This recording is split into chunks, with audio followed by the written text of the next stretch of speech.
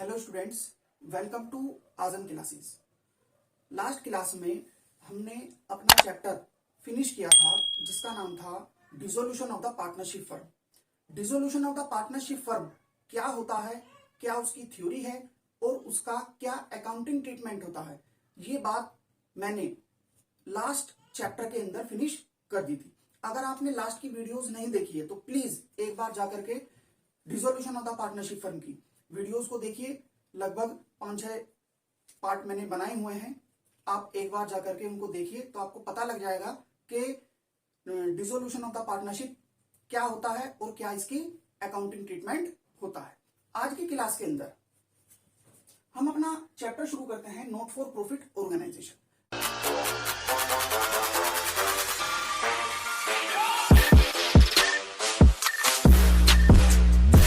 ये not for profit organisation होता क्या है, देखिए थोड़ा सा पहले मैं आपको अपने शब्दों में समझाने की कोशिश करता हूं।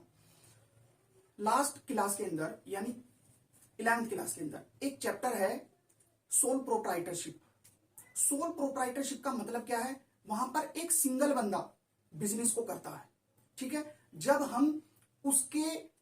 हमें फाइनेंशियल स्टेटमेंट्स को देखना हो, यानी उसकी एक्चुअल की पोजीशन को देखना हो कि आज उसका बिजनेस कहां पर लाई कर रहा है, तो हम at the end of the year उसके यहां पर एक अकाउंटिंग करते थे फाइनल अकाउंट की। और फाइनल अकाउंट के अंदर हम उसके 3 अकाउंट बनाते थे, trading account, profit and loss account और बैलेंस शीट, ठीक है। तो उसका पर्पज क्या था, प्रॉफिट कमाना। उसका मेन पर्पज क्या था, प्रॉफिट कमाना, यानी माल को खरीदना या माल को मैन्युफैक्चर करना और उसको क्या कर देना, सेल आउट कर देना। थोड़ा बहुत मुनाफा कमाया और उस पर क्या कर दिया, उसको सेल आउट कर दिया। मगर वहां पर सिर्फ और सिर्फ क्या करता था, एक बंदा काम करता था, एक सिंगल पर्सन उस बिजनेस को क्या कर रहा था, रनिंग कर रहा था। मगर यहां पर बनेंगे तो यहां पर भी फाइनल अकाउंट बनेंगे, मगर थोड़ा अलग तरीके से। दूसरी बात, ये जो नॉट फॉर प्रॉफिट ऑर्गेनाइजेशन है, इनका मकसद, नॉट फॉर प्रॉफिट ऑर्गेनाइजेशन का मकसद प्रॉफिट कमाना नहीं होता। नॉट फॉर प्रॉफिट ऑर्गेनाइजेशन का मकसद प्रॉफिट कमाना नहीं होता। ये तो सिर्फ और सिर्फ सोशल वेलफेयर के लिए काम करते हैं, लोगों की भलाई के लिए काम करते हैं। ये ऑर्गेनाइजेशन कैसे होते हैं, जैसे कि स्कूल, कॉलेज, क्लब, इसके अलावा चैरिटेबल ट्रस्ट या हॉस्पिटल, गवर्नमेंट हॉस्पिटल, ये सभी इनका मकसद प्रॉफिट कमाना नहीं है। ये तो लोगों की सुविधाओं के लिए काम करते हैं, लोगों की सोशल वेलफेयर के लिए काम करते हैं, ठीक है जी। अब थोड़ा मैंने आपको अपने शब्दों में समझाने की कोशिश करी कि नॉट फॉर प्रॉफिट ऑर्गेनाइजेशन क्या होता है। इसके बाद आइए इसका थोड़ा सा मीनिंग देखते हैं। नॉट फॉर प्रॉफिट ऑर्गेनाइजेशन के अंदर मीनिंग है, not for profit organisation are types of organisation that do not earn profit for its owner. Not for profit organisation एक ऐसा ऑर्गेनाइजेशन है जिसका मकसद प्रॉफिट कमाना नहीं है, यानी जो इसके ऑनर्स होंगे उनका मकसद प्रॉफिट कमाना नहीं है। All the money earn by or donated to a not for profit organisation is used in pursuing the organisation objective and keeping its running. जितनी भी अर्निंग होगी इस बिजनेस के अंदर, जितनी भी अर्निंग होगी वो सिर्फ और सिर्फ किसके लिए अर्निंग होती है, इस ऑर्गेनाइजेशन के उद्देश्य को पूरा करने के लिए, ठीक है। जितनी भी हम अर्निंग करेंगे इसके अंदर, वो सिर्फ और सिर्फ इस ऑर्गेनाइजेशन को चलाने के लिए ही हम क्या करते हैं, इसके अंदर अर्निंग करते हैं। अब अर्निंग के सोर्सेज कौन कौन से हैं उसके बारे में भी बात करेंगे। जैसे कि थोड़ा सा मैं आपको बता दूं, अर्निंग के सोर्सेज क्या हो सकते हैं। प्रॉफिट तो इसका मकसद नहीं है, इसका मतलब यह है कि ये सेल परचेज नहीं करेगा, ना ही मैन्युफैक्चरिंग करेगा। इसके सोर्सेज कैसे हो सकते हैं, जैसे कि डोनेशन, ठीक है, या इसके जो मेंबर होंगे वो इसको फीस देंगे, मेंबरशिप फीस, या इसके अलावा सब्सक्रिप्शन देंगे इसको। इसके अलावा न जाने कितनी इसको इनकम हो सकती है, ठीक है। इसके बारे में भी थोड़ी सी चर्चा करेंगे, मगर थोड़ा सा इसके फाइनेंशियल स्टेटमेंट के बारे में बात करते हैं। अब इसके अंदर फाइनेंशियल स्टेटमेंट के अंदर कौन कौन से पॉइंट बनेंगे। जो हम सोल प्रोप्राइटरशिप के अंदर बात करते थे वहां पर हम 3 अकाउंट बनाते थे, trading account, profit and loss account और नेक्स्ट बैलेंस शीट। बनेगा यहां भी, मगर थोड़ा अलग तरीके से। यहां पर सबसे पहले बनेगा receipt and payment account. Receipt and payment account it's like a cash account. Cash account ये एक तरीके से कैश अकाउंट की तरह होता है, ठीक है। इस अकाउंट के अंदर रिसिप्ट्स एंड पेमेंट अकाउंट के अंदर जब हम नॉट फॉर प्रॉफिट ऑर्गेनाइजेशन के अंदर रिसिप्ट्स एंड पेमेंट अकाउंट बनाएंगे तो यहां पर कैपिटल रिसिप्ट्स, रेवेन्यू रिसिप्ट्स, वो चाहे आपकी करंट ईयर की हो, वो चाहे प्रीवियस ईयर की हो, और वो चाहे नेक्स्ट ईयर की हो, वो सभी कहां पर आएंगी? रिसिप्ट्स एंड पेमेंट अकाउंट के अंदर आएंगी। ये सिर्फ और सिर्फ एक तरीके से ऐसे होता है जैसे कि हम 11वीं क्लास के अंदर हमने कैश अकाउंट बनाया हुआ था, ठीक है। कैश अकाउंट के अंदर सारी की सारी चीजें आती थी, ठीक है। वो चाहे आपकी कैपिटल रिसिप्ट हो, वो चाहे रेवेन्यू रिसिप्ट हो, वो चाहे किसी भी तरह की हो, बिल्कुल सेम उसी की ही तरह होता है ये अकाउंट, ठीक है जी। नेक्स्ट आता है आपका, जो हम नेक्स्ट अकाउंट बनाएंगे इसके अंदर, नेक्स्ट आएगा income and expenditure account. Income and expenditure account it's like a profit and loss account. Profit and loss account ये अकाउंट बिल्कुल सेम ऐसा होता है जैसे कि हमने 11वीं क्लास के अंदर फाइनल अकाउंट में हमने अकाउंट बनाया था प्रॉफिट एंड लॉस अकाउंट। ये बिल्कुल सेम उसी की तरह होता है। इसके अंदर सिर्फ और सिर्फ वही ट्रांजैक्शन आएंगी जो हमारे करंट ईयर से रिलेटेड होंगी, जो हमारे करंट ईयर से रिलेटेड होंगी। प्रॉफिट एंड लॉस अकाउंट के अंदर भी तो हम ऐसा ही करते थे। प्रॉफिट एंड लॉस अकाउंट के अंदर हम सिर्फ और सिर्फ करंट ईयर से रिलेटेड ही ट्रांजैक्शन को डालते थे, ठीक है। Next balance sheet. Balance sheet यहां पर भी बनेगी, वहां पर भी बनती थी और यहां पर भी बनेगी। यहां पर भी इसका मकसद बैलेंस शीट बनाने का यही है कि to show the financial position of the organisation, यानी हमारा ऑर्गेनाइजेशन आज कहां पर लाई कर रहा है, तो उसके लिए हमें क्या बनानी पड़ेगी? बैलेंस शीट बनानी पड़ेगी, ठीक है जी। बिल्कुल उसी तरीके से ही बैलेंस शीट बनेगी जैसे कि हमने फाइनल अकाउंट के चैप्टर के अंदर बनाई थी, ठीक है जी। तो बिल्कुल सेम उसी की ही तरह है, आसान चैप्टर है, इतना भारी नहीं है, बिल्कुल सेम ऐसा ही, बस छोटे छोटे नाम चेंज हो गए, बिल्कुल सेम बनेगा उसी की तरह से। अगर हमने कैश अकाउंट अच्छे तरीके से सीखा है 11वीं क्लास के अंदर तो इसमें भी कोई दिक्कत नहीं होगी, और प्रॉफिट एंड लॉस अकाउंट अच्छे तरीके से समझा है तो प्रॉफिट एंड लॉस अकाउंट में भी कोई दिक्कत नहीं होगी, यानी इनकम एंड एक्सपेंडिचर अकाउंट के अंदर। और बैलेंस शीट तो इसकी इतनी कोई खास बात नहीं है, ये भी आसानी है, इतना भारी नहीं है। नेक्स्ट आता है इसका इंपॉर्टेंट कीज। देखिए कुछ इसके अंदर टर्म्स आती है, यानी मैंने आपको बताया था कि नॉट फॉर प्रॉफिट ऑर्गेनाइजेशन का मकसद प्रॉफिट अर्न करना नहीं है, और जब इसका प्रॉफिट अर्न करना मकसद नहीं है तो इसको इनकम कहां से होगी?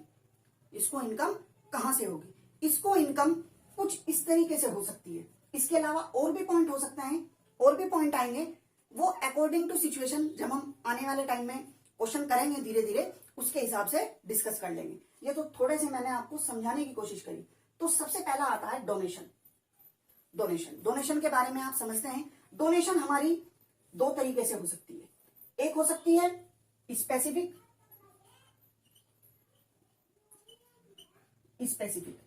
एक होती है जर्नल, ठीक है।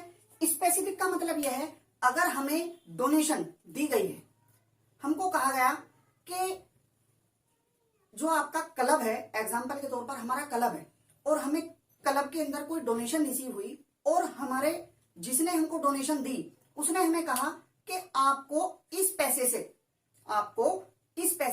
सिर्फ और सिर्फ स्विमिंग पूल ही बनाना है। क्या बनाना है? स्विमिंग पूल ही बनाना है। तो एक तरीके से वो हमारे लिए क्या हो गई? डोनेशन हो गई स्पेसिफिक, यानी स्पेसिफिक बात कर दी उसने। सिर्फ और सिर्फ हम उस पैसे को, उस डोनेशन को सिर्फ और सिर्फ किसमें यूज कर सकते हैं? पूल बनाने के लिए, ठीक है जी। नेक्स्ट है डोनेशन जनरल भी हो सकती है, यानी उसने कुछ नहीं कहा, डोनेशन दे दी कि लो ये हमारी तरफ से आपके क्लब को एक छोटा सा गिफ्ट है एक तरीके से, तो हम उसको कहीं भी क्या कर सकते हैं? यूज कर सकते हैं। एक तरीके से वो हमारे लिए क्या हो गई? जनरल डोनेशन हो गई, ठीक है। यानी डोनेशन देते वक्त वो हमें बताएगा कि स्पेसिफिक है या जनरल है, और अगर कुछ भी नहीं बताया तो क्या होगा? जनरल होगी, ठीक है। वो अकॉर्डिंग टू क्वेश्चन भी हो सकता है, अगर अमाउंट बहुत बड़ी है तो हम उसको क्या मान लेंगे? स्पेसिफिक भी मान सकते हैं, ठीक है। नेक्स्ट है life membership fees. Life membership fees क्या होता है?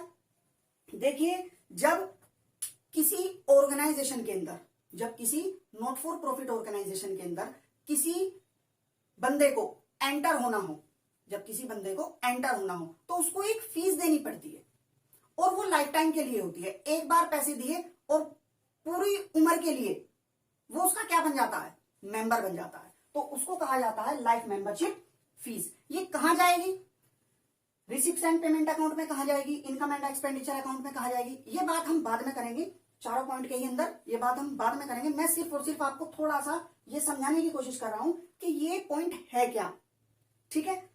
तो लाइफ मेंबरशिप की बात हुई। नेक्स्ट आता है सब्सक्रिप्शन। सब्सक्रिप्शन का मतलब क्या है, जो हमारे क्लब के मेंबर हैं, जो हमारे क्लब के मेंबर हैं वो हमें मंथली क्या करेंगे, पेमेंट करेंगे। जैसे एग्जांपल के तौर पर हमारी नॉट फॉर प्रॉफिट ऑर्गेनाइजेशन के अंदर यानी हमारे क्लब के अंदर 50 मेंबर हैं, 50 मेंबर हैं और हमने उनसे ये कह रखा है कि आप हमें 500 यानी 500 रुपया हर महीने क्या करोगे, दोगे। तो ये एक तरीके से हमारे लिए क्या है, सब्सक्रिप्शन है, ठीक है। वैसे सब्सक्रिप्शन को हिंदी में चंदा कहा जाता है, ठीक है। जैसे कि थोड़ा बहुत किसी को दान कर देना, तो एक तरीके से ये भी हमारे ऑर्गेनाइजेशन के लिए क्या है, एक तरह का चंदा ही है। मगर हम इसको अपनी एनपीओ के अंदर ये समझ करके चलेंगे कि हमारे मेंबर हमें क्या कर रहे हैं, पेमेंट कर रहे हैं हर महीने या क्वार्टरली या हर साल, एग्जाम्पल कुछ भी हो सकता है। वैसे ज्यादातर हर महीने ही दिया जाता है। नेक्स्ट आता है ग्रांट या सब्सिडी, ठीक है। ग्रांट का मतलब होता है छूट, ठीक है। जैसे एग्जाम्पल के तौर पर हम कोई ऑर्गेनाइजेशन बना रहे हैं, अपने एनपीओ के अंदर कोई इस तरह की बिल्डिंग बना रहे हैं जिसके अंदर बहुत मोटा खर्चा आएगा, बहुत ज्यादा अमाउंट लगेगी। तो गवर्नमेंट ने हमें क्या कर दिया, एक छूट दे दी या सब्सिडी दे दी कि आप एक काम करो, आप इस बिल्डिंग को तैयार करो और इसमें से 50% क्या कर लेना, हम दे देंगे आपको। तो एक तरीके से वो हमारे लिए क्या हो गई, छूट हो गई, ग्रांट मिल गया यानी सब्सिडी मिल गई। जैसे आप एक तरीके से आप ये भी कह सकते हैं, जैसे सिलेंडर है, एग्जाम्पल के तौर पर सिलेंडर 800 रुपीज का आता है, ठीक है। और 800 में से 200 रुपीज हमारे बैंक अकाउंट में आ जाते हैं। तो 200 का जो हमें अमाउंट मिला वो एक तरीके से क्या है, गवर्नमेंट ग्रांट है, ठीक है। एक तरीके से सब्सिडी है, वो हमें एक तरीके से छूट मिल गई उसकी। आई बात समझ में। तो ये एक तरीका है नॉट फॉर प्रॉफिट ऑर्गेनाइजेशन का, जो थोड़ा सा मैंने आपको अपने शब्दों में समझाने की कोशिश करी। नेक्स्ट क्लास के अंदर हम अपना टॉपिक उठाएंगे receipts and payment account. Receipts and payment account क्या होता है, क्या इसकी थ्योरी है, वो हम नेक्स्ट क्लास के अंदर बात करेंगे, ठीक है जी। बस आज की क्लास हम यहीं समाप्त करते हैं। इसके अलावा अगर आपको हमारी ऑनलाइन क्लासेस लेनी है तो नीचे डिस्क्रिप्शन के अंदर हमारी वेबसाइट से रिलेटेड लिंक पड़ा हुआ है। प्लीज आप एक बार जाकर के हमारी वेबसाइट पर विजिट करें तो आपको पता लग जाएगा कि हम किस तरीके से ऑनलाइन क्लासेस लेते हैं। इसके अलावा अगर आपको हमारी वीडियो अच्छी लगी तो लाइक करें, शेयर करें और चैनल को सब्सक्राइब करें। Thank you.